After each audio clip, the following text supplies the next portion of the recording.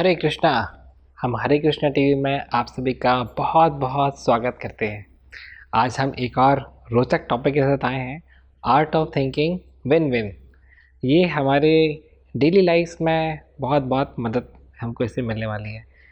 Actually three modes का कैसे influence है। अगर व्यक्ति मोड ऑफ इग्नोरेंस तमोगुण में है तो वो लूज लूज सिचुएशन की प्रति जाएगा। यानी दो व्यक्ति हैं, दोनों व्यक्ति में से दोनों ही लूजर्स रहेंगे। अगर व्यक्ति रजोगुण से पैशन द्वारा प्रभावित है तो he will go for a will lose situation, कि वो खुद जीतना चाहेगा, सामने वाले को हराना चाहेगा। अगर व्यक्ति सत्वगुण के द्वारा संचालित है तो जाकर के he will go for a win win situation, जिसमें वो खुद भी जीतेगा और सामने वाले को भी जिताने का प्रयास करेगा। खासकर ऐसे रिलेशनशिप्स में जैसे हस्बैंड वाइफ रिलेशनशिप है, brother brother, brother sister, sister sister relationship है, घरों में हम डील कर रहे हैं। We should never go for a win lose situation, we should always go for a win win situation.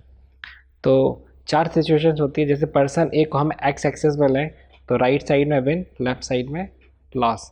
Person to को हम वाई एक्सेस में लें तो अपवर्ड्स विन, लोअर में लॉस। तो फर्स्ट क्वाड्रेंट में हमारी विन विन सिचुएशन आएगी, सेकंड क्वाड्रेंट में विन लूज, थर्ड क्वाड्रेंट में लूज लूज और फोर्थ क्वाड्रेंट में लूज विन। तो हम इंजीनियरिंग में इस प्रकार से क्वाड्रेंट एनालिसिस किया करते थे। एग्जाम्पल के माध्यम से बताना चाहूँगा। जैसे एक बार एक भेड़, जो कि नई भेड़ रहती है, मतलब कम उम्र की भेड़, वो एक ऐसे ब्रिज में चढ़ जाती है पहले से, जिस ब्रिज से एक समय में एक ही भेड़ निकल सकती है, दो एक साथ नहीं जा सकती। तो जो उस ब्रिज की डिस्टेंस थी एक्स बोल रहे हैं, तो उसमें वो थोड़ा आगे आ चुकी रहती है। और उस समय एक पुरानी भेड़ देर से दूसरे कॉर्नर से चलना शुरू करती है। अब स्वाभाविक सी बात है, नई भेड़ पहले चलना शुरू की थी, ज़्यादा डिस्टेंस से कवर कर लेगी। तो इसके बीच में दोनों भेड़ जब एक पॉइंट में आकर के टकराती हैं तो दोनों एक दूसरे को बोलते हैं कि अभी आप वापस चले जाओ, क्योंकि कोई एक भेड़ ही इस ब्रिज से एक समय में जा सकती है, उसकी उसकी चौड़ाई उतनी कम थी। तो वैसी स्थिति में जो नई भेड़ है ना, जो यंग है, वो बोलती है कि मैं तो पहले चढ़ी थी, तो इसलिए लॉजिकली आपको जो है वापस जाना चाहिए, आपको कम डिस्टेंस ट्रैवल करना पड़ेगा। पर जो पुरानी भेड़ थी बोलती नहीं, मैं सीनियर हूँ, तुम जूनियर हो, तुमको जो है वापस जाना चाहिए, मैं थोड़ी ना वापस जाऊँगी। ऐसा कई बार हम रिलेशनशिप में भी देखते हैं, है ना। तो वैसी स्थिति में दोनों जन झगड़ा करते हैं और दोनों ही ब्रिज से नीचे गिर जाते हैं। तो both were trying to go for a win win win lose situation, but what happened ultimately, it happened to be a lose lose situation, क्योंकि दोनों ही तो ब्रिज से नीचे गिर गए पानी में। अभी सेकंड सिनेरियो देखते हैं जिसमें एक विन विन सिचुएशन कैसे जनरेट हो सकती है। फिर से नई भेड़ पहले चालू करती है ब्रिज में चढ़ना, पुरानी भेड़ भेड़ से शुरू करती है। 70% डिस्टेंस जब नई भेड़ ने तय कर ली है, उस समय 30% डिस्टेंस ही पुरानी भेड़ ने तय की है। अब ऐसी स्थिति में if both are trying to sacrifice little little, तो वैसी स्थिति में एक अच्छी स्थिति का निर्माण होगा।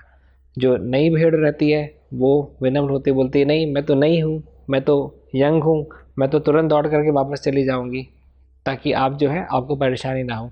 पुरानी भेड़ भी बोलती है कि नहीं नहीं, आपने तो ऑलरेडी 70-75% डिस्टेंस ट्रैवल कर लिया, मुझे तो केवल 25% ही वापस जाना है, मैं वापस चली जाती हूँ, इट विल फैसिलिटेट यू।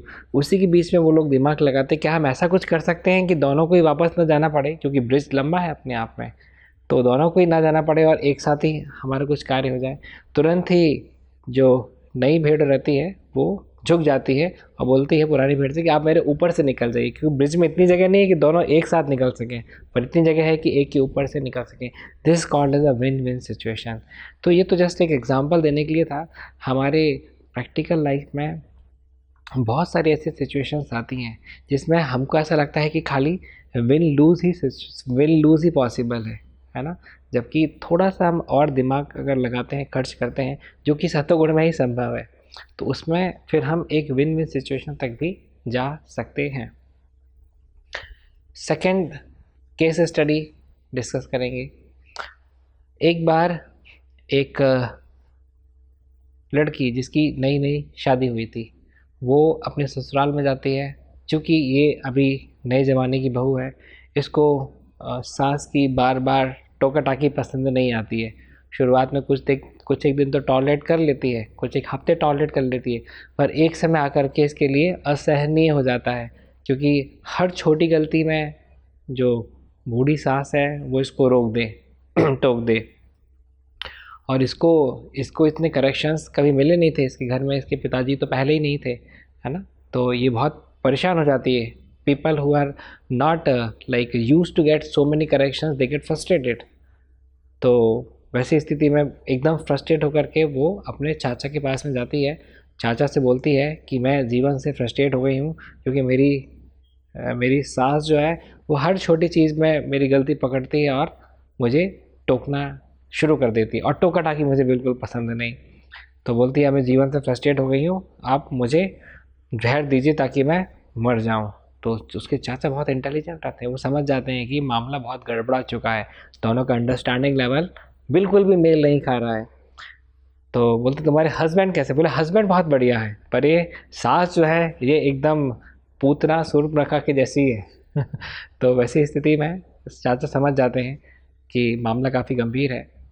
तो बहू से पूछते हैं, मतलब इसे लड़की से पूछते हैं कि और क्या समाधान है। बोले नहीं, या तो फिर उस घर में मैं जिंदा रहूँगी या सास जिंदा रहेगी, तो या तो फिर मैं उसको साफ कर दूँगी या मैं स्वयं सुसाइड कर लूँगी। तो अभी इनके चाचा समझ पा रहे हैं कि ये बहुत ही इग्नोरेंस में आ चुकी है। तमोगुण में इस प्रकार से व्यक्ति वार्तालाप करता है, रजोगुण में मारने का प्रयास करता है सामने वाले को, और तमोगुण में सेल्फ हर्ट करता है या व्यक्ति सेल्फ को डिस्ट्रॉय करने का प्रयास करता है।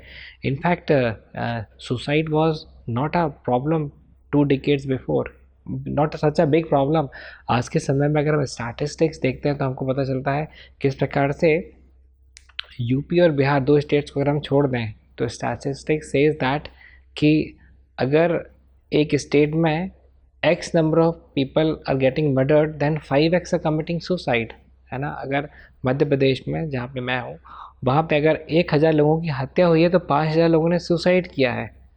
1:5 का ratio means more people are killing themselves than killed by others. So that is because of frustration, depression, anxiety, confusion, perplexity, low self-confidence, because of ignorance, and the symptoms caused because of ignorance. तमोगुण की वजह से या तमोगुण की वजह से जो सारे लक्षण आते हैं इनकी वजह से व्यक्ति जो है इस स्टेट ऑफ कॉन्शियसनेस में पहुंच जाता है। अपनी अनहेल्दी एक्सपेक्टेशंस जब मीट नहीं होती हैं तो फिर फ्रस्ट्रेशन आता है। Satisfaction is equal to performance upon expectation. Expectation जितनी ज़्यादा होगी उतना ज़्यादा सेटिस्फैक्शन कम हो जाएगा, है ना। Happiness is equal to resources upon desires. तो लोगों को लगता है रिसोर्सेज बढ़ा लेते हैं, नहीं जी, डिज़ायर कंपोनेंट डिनोमिनेटर में है, वो शूटअप होएगा तो फिर एच हमेशा ही HRD इक्वेशन के हिसाब से कम ही रह जाएगा हमारा। Before a single drop, there is a heartbeat. At Haribol, that heartbeat is never traded for milk. Every cow and bull is protected lifelong. This is ahimsa. This is kindness. This is devotion. Switch to Haribol Ahimsa A2 milk. तो coming back to the story, उनके चाचा जो हैं वो अंदर से एक कांच की शीशी में एक लिक्विड रहता है वो लाते हैं, बोलते हैं ये जहर है और इसको जो है तुम एक साथ मत दे देना तुम्हारी सास को, नहीं तो लोगों को शक हो जाएगा, तुम्हारे वैसे ही उसके साथ संबंध खराब है और पूरा इल्ज़ाम जो है तुम्हारे ऊपर आएगा। तो पूछती है कि तो फिर मुझे क्या करना चाहिए। तो चाचा उसको सलाह देते हैं कि तुम जो है इसमें जो जहर है इसको स्लो पॉइजनिंग के रूप में यूज़ करो। रोज़ जब भी उनको तुम जो है ब्रेकफास्ट, लंच, डिनर जब भी फूड सर्व करते हैं उस टाइम पे एक एक बूंद जो है उसमें मिला देना, तो it will work like a slow poison. इस प्रकार से 2-3 महीने में तुम्हारी सांस जो है वो साफ़ हो जाएगी और तुम्हारा रास्ता जो खुल जाएगा। ये नई बहू बहुत प्रसन्न हो जाती है, बोलती है कि चाचा जी का दिमाग तो चाचा चौधरी से भी तेज़ चलता है, he is a perfect mind, perfectly intelligent person. बहुत खुशी जाती है, परंतु चाचा उसको रोकते हैं, बोलते हैं अभी तुमको अगले 3 महीने तक एक बहुत ही सदाचारी, बहुत ही आज्ञाकारी बहू के रूप में तुमको एक्ट करना होगा, ताकि तुम्हारी डीलिंग्स इतनी अच्छी हो कि तुम्हारे ऊपर किसी का शक ना जाए सास की मृत्यु के पश्चात भी। बोलती हाँ, एक्टिंग करने में तो मैं बहुत माहिर हूँ, एक्टिंग तो मैं बहुत ज़बरदस्त कर लूँगी। तो इस प्रकार से सास के पास में जैसे ये बहू पहुँचती है तुरंत जा कर के चरण स्पर्श करती है। सास को झटका लगता है। क्यों? क्योंकि पहली बार शादी जब करके आई थी तब इसने पाँव पड़े थे, इसके बाद फिर अभी पड़ रही है पाँव। तो पूछती क्या हुआ बहू तुमको? बोली नहीं, चाचा जी ने सिखाया है कि बड़ों का आदर संस्कार करना चाहिए। तो बोले अरे तुम्हारे चाचा जी तो बहुत ही अच्छे व्यक्ति हैं। तो इसी प्रकार से सास देखती है कि इस बहू के तो पूरे रूटीन में ही चेंज आ गया। पहले लेट सोती थी, लेट जागती थी, है ना, अभी तो जल्दी सो जाती, जल्दी जल्दी, जैसे जैसा सास चाहती थी वैसे वैसे सारे इम्प्लीमेंटेशंस बहू ने अपने जीवन में कर लिए थे। तो सास को लगा कि इसके चाचा ने इसको क्या घुट्टी पिलाई है कि तो पूरी से ही सुधर गई। अभी सास अगर इसकी कुछ गलतियों पे कुछ अगर सुधार भी दे तो भी जी माँ जी बोल करके तुरंत सुन ले और तुरंत उसमें सुधार कार्य कर ले। क्यों? क्योंकि अभी तो एक्टिंग चल रही है ना, 3 महीने की बात है। तो वैसी स्थिति में इस बहू के स्वभाव में, इसके बिहेवियर में इतना बड़ा परिवर्तन देख कर के सास की डीलिंग्स भी धीरे धीरे पोलाइट होना शुरू हो गई और सास भी जो है इसको बहू कम बेटी के समान ज़्यादा देखना शुरू कर दी। और अभी इसकी गलतियों पे भी करेक्शन देना इसने कम कर दिया और धीरे धीरे गलतियों पे करेक्शन देना बंद ही कर दिया। सास के इस प्रकार के व्यवहार में परिवर्तन देख कर के बहू को बड़ा आश्चर्य होने लगा। और बहू खुद देखती है कि जैसे आज सपोज़ कीजिए दाल में सब्जी में नमक ज़्यादा भी डला है, तब भी सास जो है कुछ एक शब्द नहीं बोली। जब व्यक्ति खुद खाएगा तो समझ में तो आएगा ही ना कि आज नमक ज़्यादा हो गया है। तो इस प्रकार की छोटी से बड़ी गलतियों पे भी जब सास ने करेक्शन देना इसका बंद कर दिया तो बहू के बिहेवियर में एक एक सकारात्मक परिवर्तन आया। और फिर उसको लगा कि ये मेरे से बहुत बड़ी गलती हो रही है जो मैं इस प्रकार की सदाचारी स्त्री को मैं जहर दे कर के स्लो पॉइजनिंग के तहत मारने का प्रयास कर रही हूँ। वो तुरंत ही बहुत उसको ग्लानि होती है और वापस से चाचा के पास जाती है और बोलती है कि मेरे से बहुत पाप हो गया है। मैं जिस सास को पूतना शूर्पणखा समझती थी वो तो यशोदा निकली, है ना, वो तो यशोदा जैसी निकली। वो तो बहुत ही अच्छी लेडी है। बुराइयाँ तो मुझ में थी, मुझ में सुधार कार्य की आवश्यकता थी।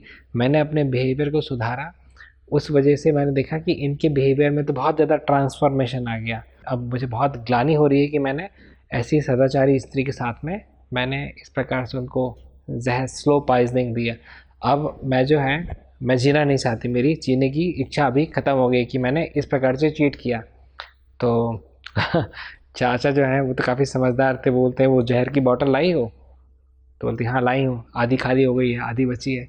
तुरंत उस बॉटल को चाचा खोलते हैं और तुरंत ही स्वयं ही पूरा बॉटल जो है गट गट करके पी लेते हैं। बोलते हैं इसमें जहर नहीं था, इसमें तो डिस्टिल्ड वाटर था, जहर तो तुम्हारे दिमाग में था जो कि मैंने बाहर कर दिया।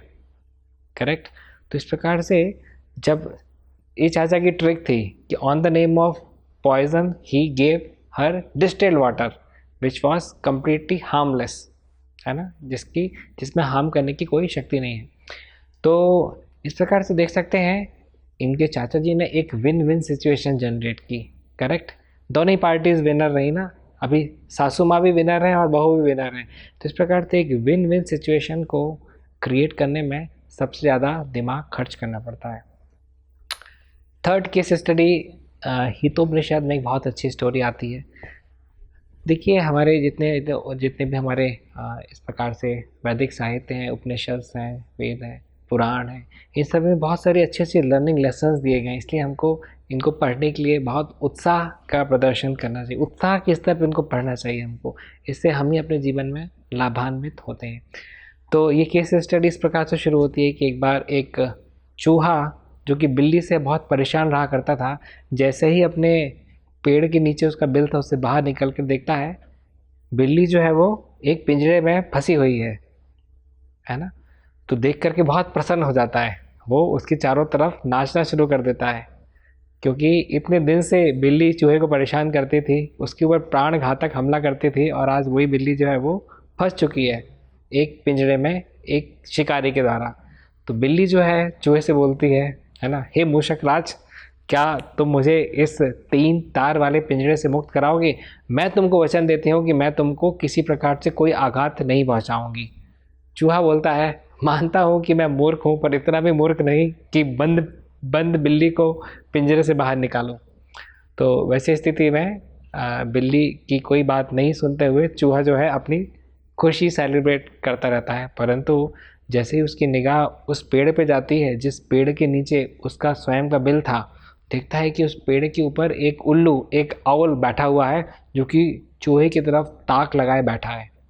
चूहा डर जाता है कि इस समय अगर इस उल्लू ने उड़ते हुए मुझे शिकार बनाने का प्रयास किया तो मैं कहीं जाऊंगा, क्योंकि अगर मैं इस प्रकार से मैदान में दौड़ता हूँ तो I will never be able to beat the flying speed of an all.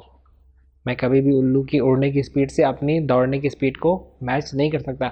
हालांकि रैट्स आर वेरी फास्ट। मैंने एक आर्टिकल में पढ़ा था, अगर एक चूहा इंसान के साइज़ का होता, 6.5 5 5.5 6 फीट का होता, तो 240 किलोमीटर प्रति घंटे की रफ्तार से दौड़ रहा होता है ना। तो रैट्स आर वेरी फास्ट, परंतु डेफिनेटली एक उड़ते हुए ऑल की स्पीड को तो मैच नहीं कर सकता। और अगर वो अपने बिल की तरफ ही जाता है तो उसी डायरेक्शन में जा रहा है जहाँ पे उल्लू बैठा हुआ है, तो बहुत घबरा जाता है।